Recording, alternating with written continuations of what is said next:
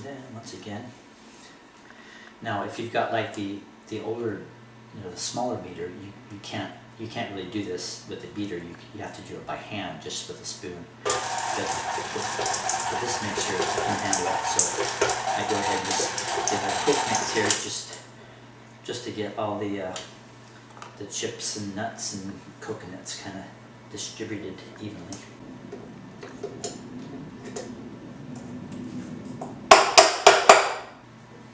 And of course, an added bonus. Now, so we've got some very stiff dough. And, we're done with the mixer. A few crumbs fell.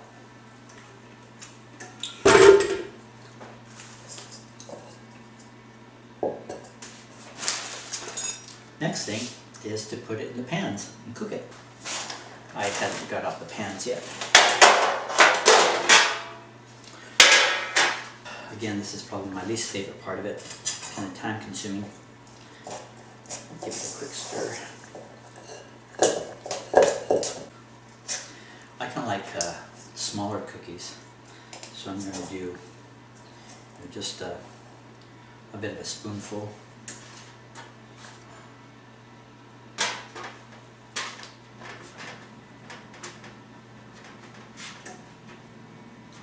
And I like to pack the tins. I don't want them to touch, but I don't want to have to do too many trips to the oven. And you can just kind of use your fingers to kind of shape it a little bit.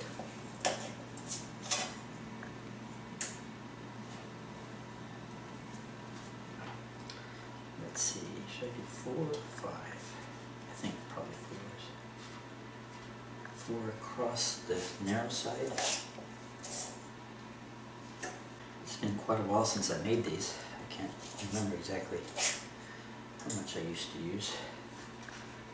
I think I might be putting in a little bit too much. Actually, let me scoot these down a little closer.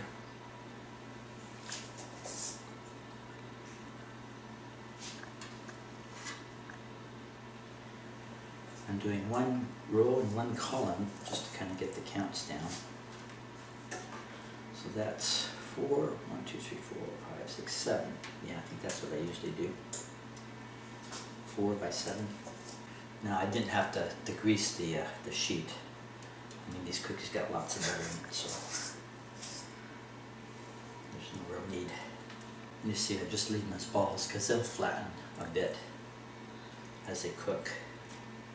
So the thing is, if they don't flatten, that means you put in too much flour.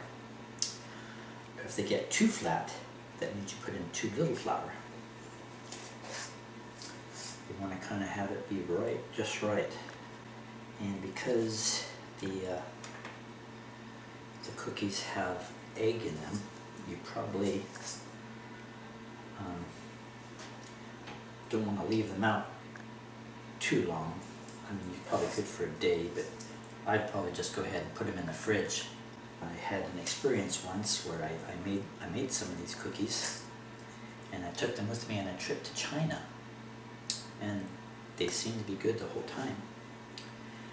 But when I came back, even though when I got back I put them in the fridge, I think they gave me a bit of food poisoning, which was not a pleasant experience. So be safe and just keep them in the fridge all the time. That was kind of silly of me. I mean, it was very hot in China. It was during the summer, and I wasn't refrigerating them. Okay, so there's the first batch. We'll see if maybe I got them too close together or something, or too big. I'll put them in the oven now. Oh yes, the time, how long? It says 8 to 10 minutes. So what I'll do is set the timer for 10 minutes, and hopefully I'll keep an eye on it, and around 8 and 9 minutes I'll start checking it. They're supposed to be, they get kind of light brown. And while that batch is cooking, I'll start on loading the pan with the next batch. Now you want to make sure it's mixed so that like every cookie has a fair amount of chocolate chips. You don't want to cheat anybody. Because after all, the chocolate chips are the most important part. So if I have 4 by 7, 4 times 7 is 28. So that is 2 dozen plus 4. The recipe says it should make about 4 dozen cookies. It might make a little more for me since I'm kind of making them a little bit smaller. Okay, so there's another batch. The oven has 6 minutes to go still. So let me wash my hands. And put some of this ingredients away. Now, I wish I had some more pans of this type, because then I could just start another batch, but I don't. I do have other pans, but they're inferior quality, so I don't use them. So that means that we just wait. Let's have a look to see how our cookies are doing.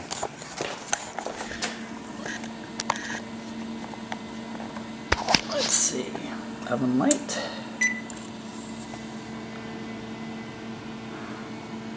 Yep, some of them are touching. Not too bad though. And see, we've got about 3 minutes left. So we'll just wait a bit.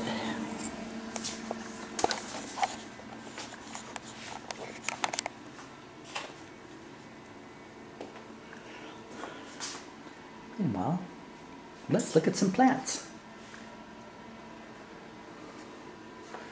And maybe, actually I usually like to have some music playing. Let's turn on some cooking music, shall we? So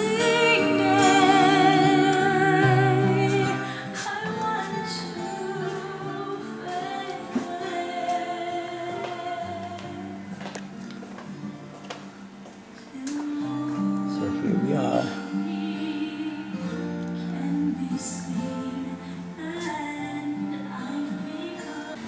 Okay. Uh-oh. I let the timer go off. Set it back to 375. And they're done. You see they're kind of brown around the edges. Let's get the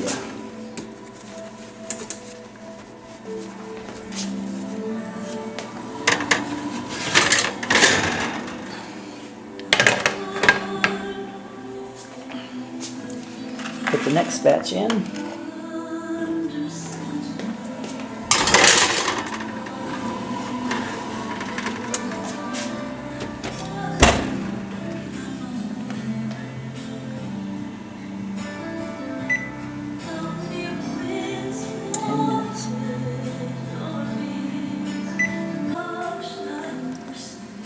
Go.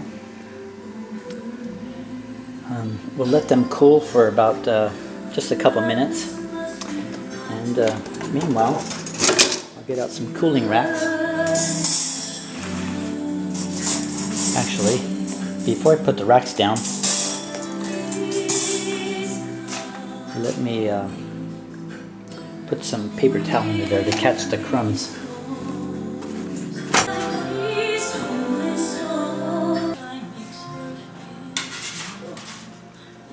Well, I can't wait. I'm going to have one. It's not too hot. It's still very soft. Not bad. It's done? Oh, it's done. Can I have a piece? You may. It's nice to have those kind of small pieces. Oh, Yeah. oh, very rich. I can feel.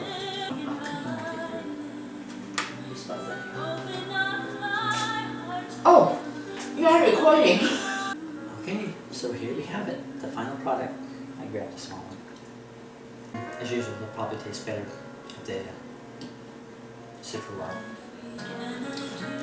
So, Take care. See you next time.